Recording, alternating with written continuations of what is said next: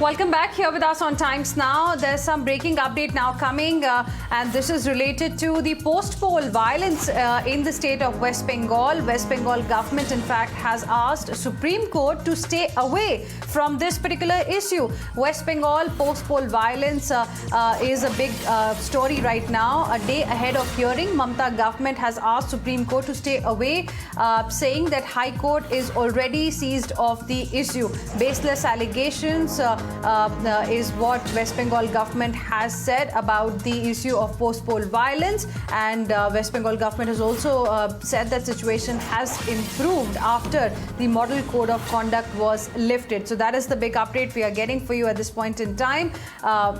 Mamata government has filed an affidavit in the Supreme Court, and Mamata government has told the Supreme Court that High Court is hearing the matter, and hence the Supreme Court should stay away from it. Let's go across to Harish joining us on the broadcast for more on this. Harish, now in the affidavit, Mamata government is trying to suggest that Supreme Court shouldn't really intervene, but tell us about the big hearing that's going to happen on this matter in SC.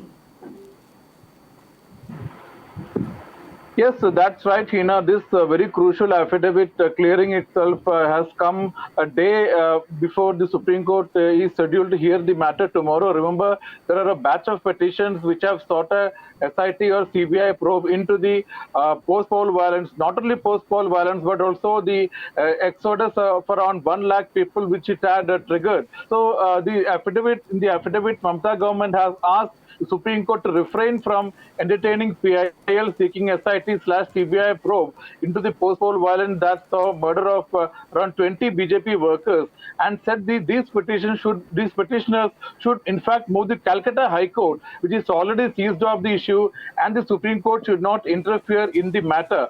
Quoting an earlier Supreme Court judgment, the state government has said that this court has no time today even to dispose of cases which have to be decided by it alone and by no other authority. Large number of cases are pending from 10 to 15 years.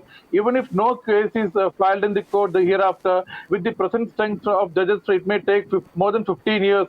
The state government also said that despite the fact that a 5-judge bench of the High Court is hearing all aspects of the alleged post-poll violence in the state, under the guise of the instant petition, the petitioners have made omnibus prayers seeking transfer of investigation of all incidents, while free and fair probe is being conducted by the West Bengal government, Right. which is also cooperating with the National Commission of Women, which has formed a committee. Right. And the affidavit also said Right. that... Harish, I'm just interrupting you there, requesting you to stay on with us. In fact, my colleague Shresi is also now joining us on the broadcast. Shresi, it's very interesting what the state government has mentioned in the affidavit, the details that Harish was also giving us just now. But, what's significant is that the government has suggested that, all steps have been taken to address the concerns, and therefore there is no need of any kind of interference of Supreme Court. But tell us, on the ground, has situation changed?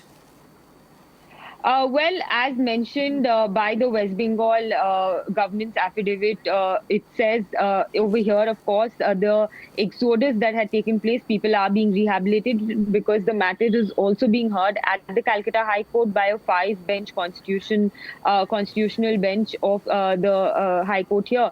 Now, what is important is the West Bengal government has maintained that law and order is a state subject, and right after the elections, the model code of conduct was in place.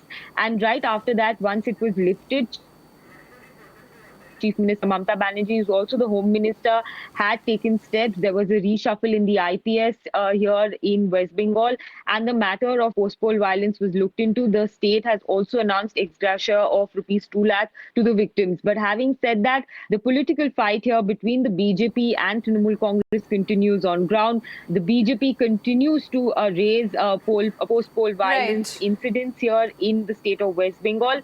But so far, a lot of statements by the police has dismissed those allegations, saying that they are either internal problems or land disputes that are coming to the fore.